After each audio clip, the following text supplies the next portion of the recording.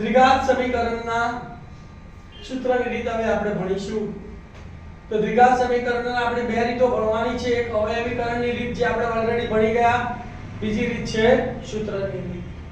સૂત્રની રીતનું પહેલું પગલું છે, ધ્યાન આપજો કે સમીકરણને દ્વિઘાત સ્વરૂપના પ્રમાણિત સ્વરૂપમાં ફેરવી એટલે કે ax² bx c બરાબર 0 સ્વરૂપમાં ફેરવી સમીકરણને ax² bx c બરાબર 0 સાથે સરખાવીને a b અને c ની કિંમત શોધો। એટલે a b c શોધી કાઢવાના પહેલું પગલું। ત્યાર પછી તમારે વિવેચક શોધવાનો। તો પગલા નંબર 2 કે હવે વિવેચક બરાબર b² - 4ac ની કિંમત શોધો।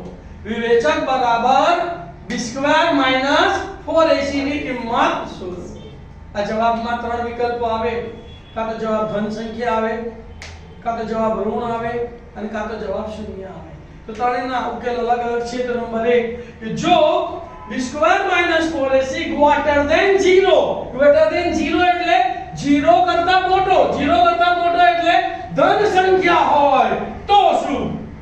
તો બીજની ચર્ચા કરીએ કે આપેલ દ્વિઘાત સમીકરણના બે ભિન્ન અને વાસ્તવિક બીજ મળે।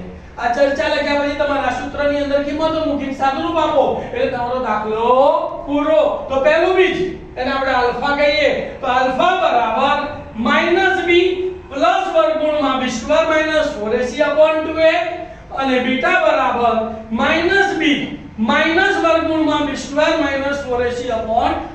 એટલે કે એકવાર અહીંયા પ્લસ લેવાનું છે અને અહીંયા માઈનસ લેવાનું છે। નંબર 2 કે જો b² - 4ac બરાબર 0 હોય તો શું?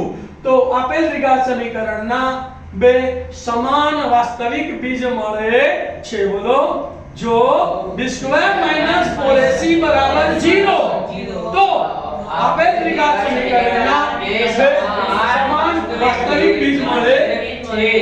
તો બીજ છે આલ્ફા બરાબર -b/2a અને બીટા બરાબર -b/2a। આમાં તમારે b અને એની કિંમત મૂકો એટલે તમને એના બીજ મળી જાય।